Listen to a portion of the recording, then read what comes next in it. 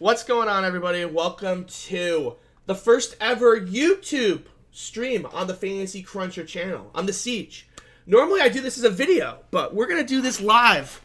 Hopefully this works for everybody. Let me know if you can hear me. That would be super helpful. What I'm going to try to do is just do this live when I record it normally. So I normally record this show. Moving on after the All-Star break, I plan on just offering this bad boy live. If we can make it work in terms of I can add the tags after the fact. So check it out. Let me know what you guys think. I appreciate you tuning in. So what we're going to do today is we are going to break down all 11 of these incredible NBA games today.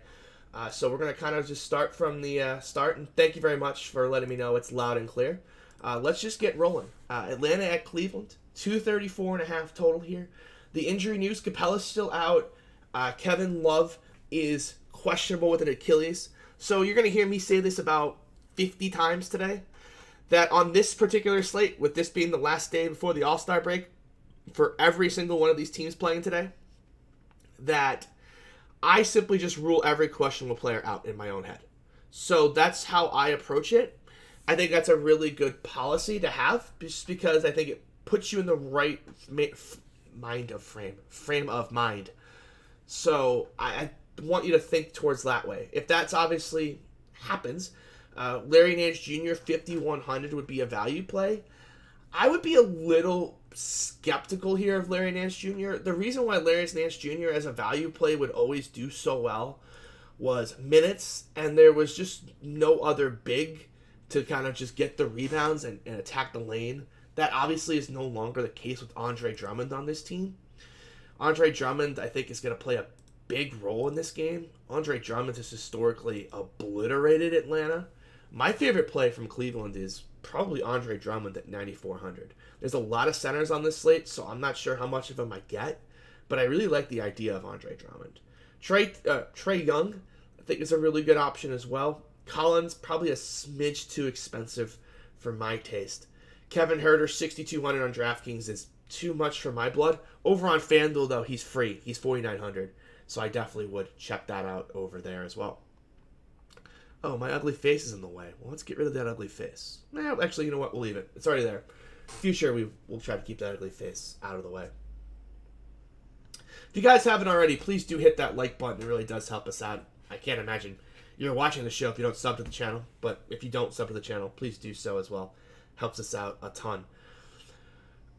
You know, this game, I don't really see any questions on it. If you guys have any questions, feel free to pop them in the chat. But without that, Dwayne Dedmon, 4,700, just too expensive for my taste.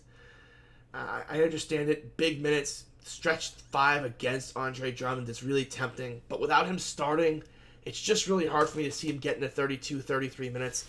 On these big slates, I just need a little more ceiling than Dwayne Dedmon's going to get me. So that's definitely the guy that I could understand playing, but I just really can't get there. It's funny, right? This is a 234 total, and I'm not in love with the game. Both these teams playing a lot of players right now. The Hawks were projecting to play 4, 8, 11 bodies, and Cleveland isn't too far behind. If Kevin Love is out, we're projecting 3, 6, and 9. So, and I would expect the 10th would probably get in there, to be honest, if we got into a situation where Kevin Love got ruled out. So, you know, game that's going to be high scoring, definitely has some game stackability if you find the right guys that close. But without that, it's definitely going to be tough. We'll definitely get to that game. I'll be sure to get to that question, Chris, when we definitely get there. And I'll be sure to read it out for you guys watching on demand as well. Orlando at Detroit. Orlando 7-point favorites. I have to be honest, this game is basically a cross-off for me. We don't have any players projected over 5.5 times value, and there's really no one I have any interest in this game. There's no value. Both these teams are playing bigger rotations. Honestly, I'm just going to move on. We got a lot of games we can spend time on. I'm not going to spend time on one where there's really nothing to talk about. Toronto, 3-point favorites here. We're now at the 7:30 start window, 223.5. Kyrie Irving still out. Serge Ibaka questionable with that illness. Again, I just can't imagine why you would bother playing with the All-Star break coming up, take that extra rest. Norman Powell been ruled out to the break. Gasol's been ruled out till after the break as well. If Ibaka sits, we're going back to Rondae Hollis-Jefferson. His price is up a little bit from 3,200 to 4,400. Doesn't really matter to me. If he starts, I think he's going to play 28 to 30 minutes. It's a revenge game, but I'm not saying it's a revenge game. I think he's just a good play in general. 30 minutes here against Brooklyn.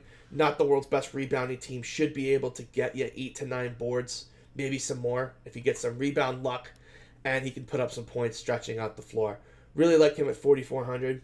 OG Anunoby's the one that went absolutely bonkers against Minnesota. I'm a huge OG fan, but he's not putting up 55 fantasy points on 17% usage again.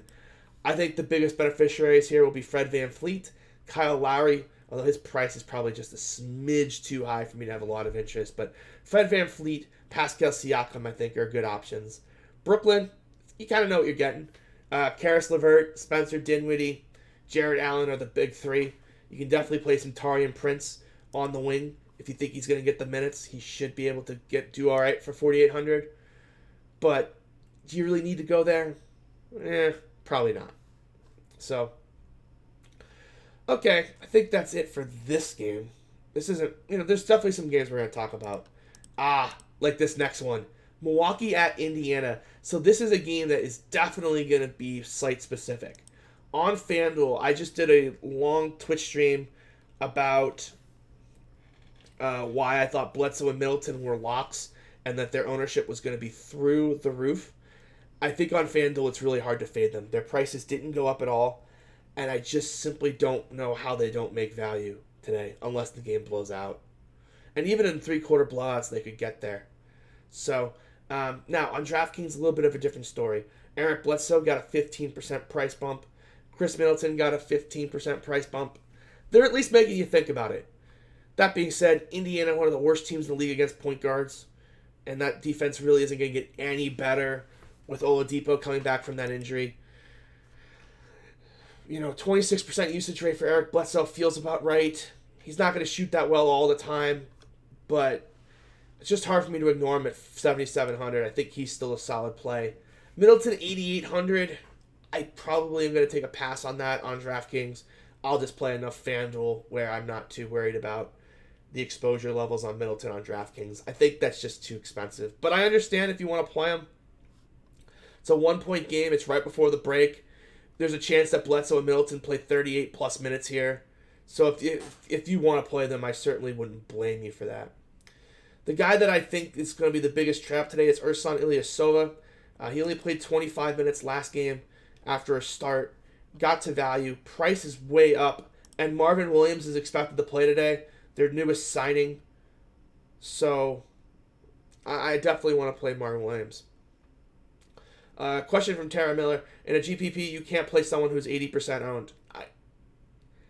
I personally disagree with that on FanDuel. Now, I don't think the ownership's going to get to 80. I projected high 60s, and that was met by some, I don't want to say mocking, skepticism. They thought that number was high on FanDuel. I personally didn't think it was high. I thought I was being a little pessimistic. But they're just too good of plays. Like, I project them to go 8 times value, and it's just... Look, I agree playing 80% owned players sucks, but you can't also not have an 80% owned player that's the best player on the board. Like, you're drawing dead at that point, right? Like, if you're going to not play Chris Middleton, just don't play FanDuel. Because it's just... I did a long rant on this on the stream, so I don't want to kind of repeat it on my Twitch channel. But I basically had Middleton at like a 6% chance of not getting the 6X, which is just insanely low. So I would just certainly play him. Yeah, I think 75 is fair. I said high 60s. They didn't think they were going to get there. I think they get there, but we'll find out. I think that's about right in terms of ownership. And I think they're worthy of it, too. Like, again, like I have both of them on FanDuel getting to value over 90% of the time. So, I mentioned Ersan. I don't like him. On the Pacers, Sabonis has been a really good option, but the price is starting to get to the point where it's just not a ton of ceiling left on him. I don't hate him, but just not a lot of ceiling on him. Oladipo's price went up just because everyone rostered him last time. So don't really see a play here on Indiana that draws my attention. It really just is that Milwaukee value. Oh, on the 2% chance that Marvin Williams starts at 3K, I would YOLO that. I think it's a very low probability that he starts, but I just wanted to mention it. I think it's in the range of outcomes. Lopez interest on FanDuel. Well, let me load up Fantasy Cruncher FanDuel for you real quick, and then I can tell you.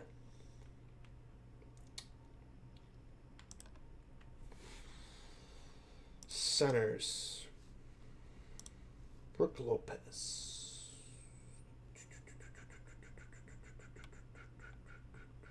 Where the hell is Brook Lopez?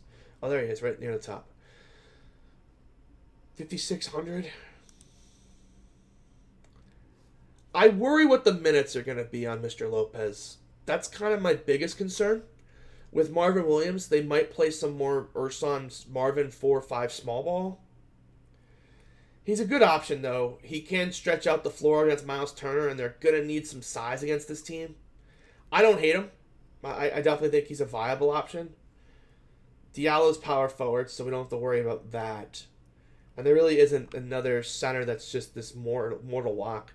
I think Mo Wagner's a fine option, but I wouldn't call him like a must-have or anything. So, yeah, I think he's definitely viable. I think I would lean Hassan Whiteside, but I've also been a Hassan Whiteside truther for a month and a half now. So that's a good question. Washington at the Knicks. This is a 229 total. This game simply comes down to, can you figure out who the hell is going to be on the court? So both teams are playing monster rotations. If I look at the New York Knicks, this is a team that's been playing 1, 2, 3, 4, 5, 6, 7, 8, 9, 10, 11, 12 guys. Elf, Payton, and Randall are the only ones playing over consistently 30 minutes. The rest, good luck figuring out who's going to play. If you can figure out who closes in this game, they're definitely values. They're all below 4,500, and someone's probably going to play 30 minutes out of this group, but I just have absolutely no clue who that's going to be.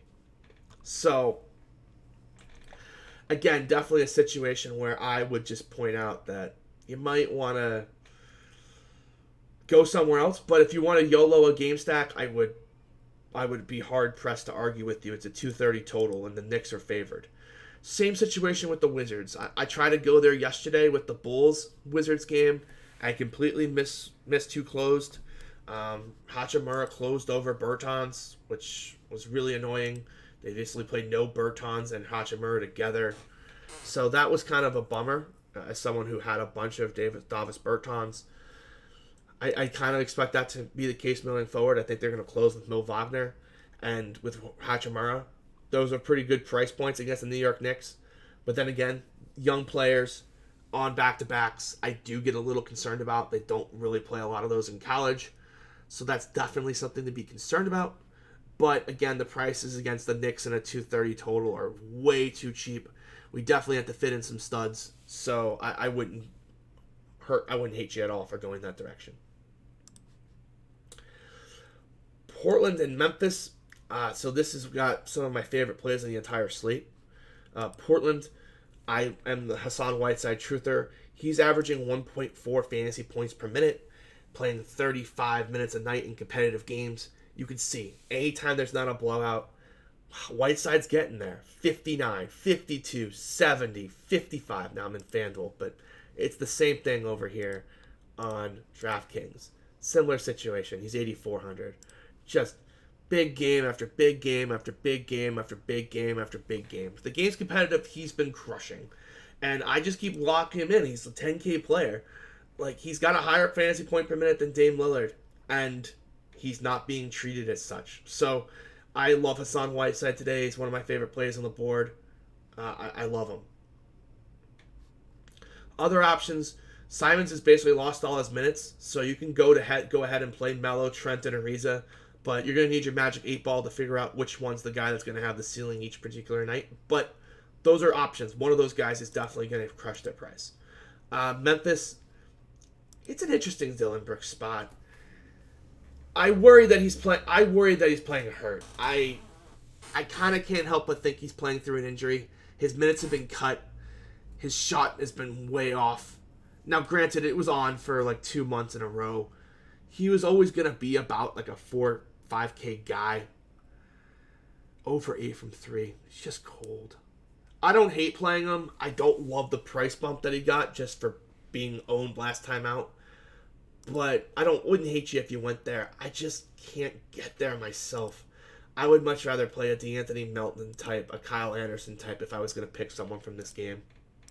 And I hate Kyle Anderson. I don't think I've rostered Kyle Anderson in 2 years.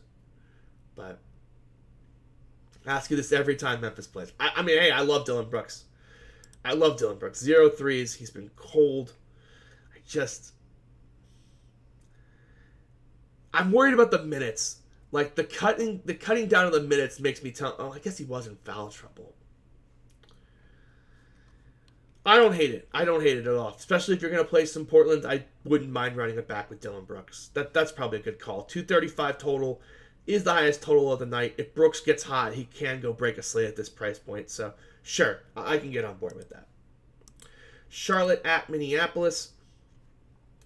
Saw a question earlier about Devontae Graham. His price is up to $7,400.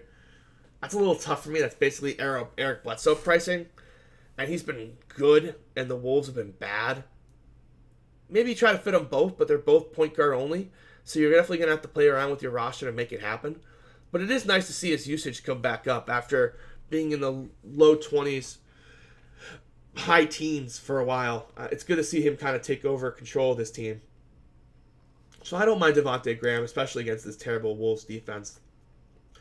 Rozier's an interesting option. He's been cold, but he can get hot any moment. Bridges, similar type deal, can get hot any moment, play big minutes. PJ Washington just hasn't done anything, but he's got a huge ceiling game in him. 4,400 is too cheap for a guy who's going to play 32 minutes against the Wolves.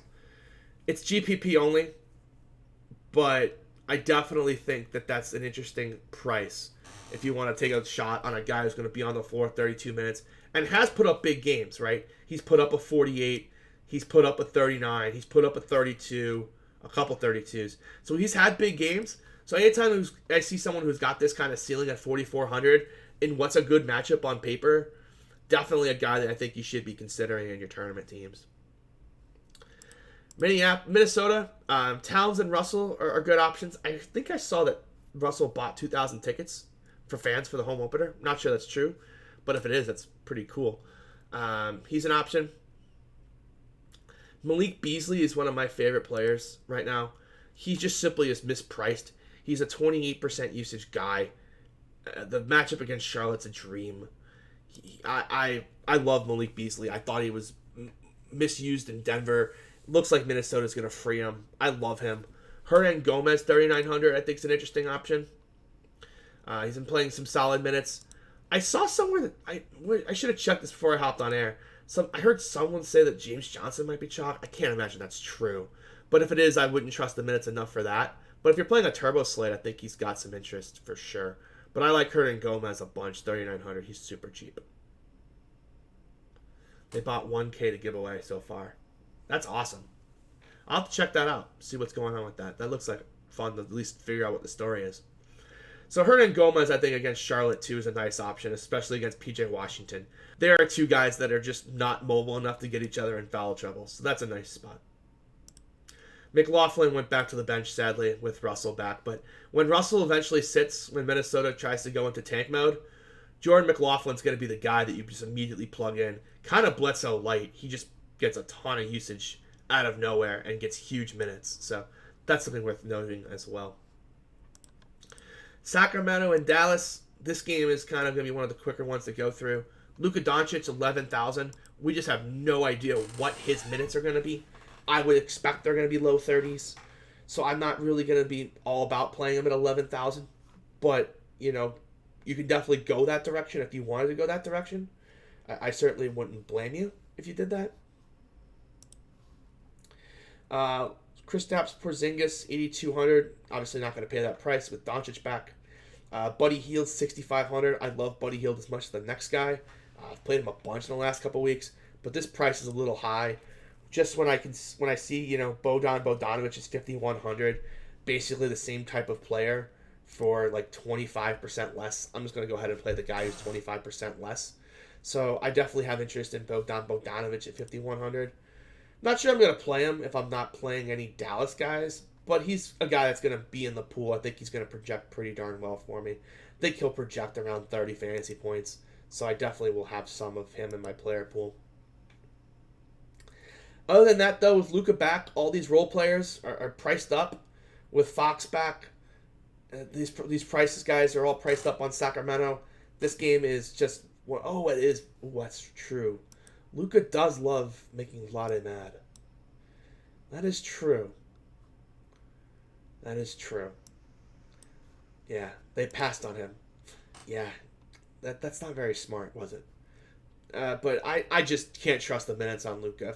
If for some reason the coaching staff was to come out and say Luka wasn't on a minutes restriction, I might come back and relook at that because it is a nice spot on paper for Luka. But I just can't imagine getting there, to be honest. Like, we have Eric Bledsoe, we've got some good value. It just feels all a little bit much for me to take on that kind of risk. But it is a 226 total. It is one of the higher totals on the slate. Golden State Phoenix. On FanDuel, Diallo's a lock. Just want to note here that Jordan Bolden just signed a 10-day contract with the Suns. I can't imagine that someone signing a 10-day contract right now before the All-Star break if they're not going to play him. That makes literally no sense to me. So I imagine that he's going to play. And so I would not expect to see 39 minutes again out of Check Diallo. Now on FanDuel, you're playing him regardless. He's free over there. So even if he doesn't play 39 minutes, he should be fine at his value point. I still want to point out, he has a little bit of fadeability to him if you wanted to. 5K on DraftKings is just an absolute no way. Other than that, though, this game's kind of blah. I don't mind Mikal Bridges. He's one of my favorite kind of role guys, but he's just got to make some threes to really hit his ceiling. But he can do it. 5,300. He's got 7x, 8x in him, so I don't hate it. But you definitely are kind of just counting on him making some shots. But Warriors defense, definitely not one of the better defenders in the league. So you can do it. Cam Johnson, I expect will start again. But he's just a low usage guy. I wouldn't touch him. Jordan Poole, I guess. I think the Warriors are going to try to make him a thing. They've got the worst record. They're trying to tank. There's worse options for 3,900. But I would like to hope that we could come up with some better value than that. Yeah, I think 32 for Diallo's on the higher end in terms of minutes there, Chris. But I firmly understand why you would do that. But I would not be surprised to see 28. And they might play side by side too, so it could be 32. I just wanted to point that out that, if you're not paying attention, that you would have missed a Jordan Bolden signing. So I wanted to mention that. Okay, Miami at Utah. This game's crickets for me. Miami's playing a huge-ass rotation. Mike Conley's probably going to sit this game. I mean, you could play a little Joe Ingles, but I don't really see the ceiling there. Donovan Mitchell really hasn't been going off lately. Bogdanovic has been on just an absolute tear, but I don't really want to pay that high price for him. So this is kind of just one of those games where I'm just going to kind of just pass. I don't really see anything I have any interest in. Jordan Clarkson's priced up to 5,300, so you really can't even go back there. So I don't see really any point in playing anyone from this game. What's going on, Brian? Welcome to the stream. So it'll be available on demand for you if the parts you missed as soon as we're done here. Lakers and Denver, 220 total here. This is about just playing stars in this game. I think there's some good studs. LeBron, Jokic, Anthony Davis, Jamal Murray, I think are the stars that you really want to be targeting here. None of the value plays really stand out. Both teams playing really big rotations. I will point out Jeremy Grant is interesting at 4,300. If you don't believe that Paul Millsap's minutes limit is going to get bumped up here, and he's played about 20 minutes each of those first two games, now he has been the most efficient Paul Millsap we have seen in a long time in those 20 minutes. But if you still think that Jeremy Grant's going to get 30 minutes in this spot, he definitely could stretch out the floor. So I don't hate it. He just hasn't made any shots since he came back. So I don't hate the idea of Jeremy Grant at 4,300. But with Jokic, with Murray, Morris, Harris all back, Jordan McRae has been taking some more shots off the bench too. just don't really see any point in just really plugging in these value guys. The stars, totally. I totally like the stars here, but I certainly wouldn't be plugging in value options. Clarkson's priced up on DraftKings. If he's free on FanDuel, you definitely could go there. But remember, of course, everyone's cheap on FanDuel, and you've got Chris Middleton there kind of already locking up one of those shooting guard slots. So just to kind of recap, the stars that I like the most on this slate are actually Hassan Whiteside, Andre Drummond, Trae Young, and then LeBron James and Luka are probably right there. Not really as high on the stars as I thought I was. A lot of guys in that like high 7K range I like. I like Whiteside, I like Lowry, I like Bam, like Bledsoe, like Middleton. So those are kind of the guys I like. Middleton 8,800 though. I don't know if I can hit that button. In terms of the value options, Melton, PJ Washington we talked about. Boy, James Johnson, if he's actually going to be chalk, I would run away from the hills right there. I mean, he's been very efficient, making a lot of threes. This is the type of value play that can just blow up in your face. I would stay away from James Johnson if he's actually going to be a value option. Ricky Rubio, didn't talk about him when I talked about Phoenix. That was an oversight. He's definitely got some ceiling here as well. So those are kind of the top value options on the board right now. So, again, really appreciate you guys tuning in. Let me know what you guys think of the stream format instead of the video format in the comments section. If you guys want to be eligible to win a free week of Fantasy Cruncher Pro, just leave your Fantasy Cruncher username with the player you think scores the most fantasy points in the slate, and we'll do a drawing next week after the break. I actually owe a couple of these bad boys. So leave your name, your Fantasy Cruncher username with your player you think scores the most fantasy points in the chat. I'll draw a winner next week after the All-Star break. With that, guys, really appreciate you tuning in. And with that, we'll see you after the break.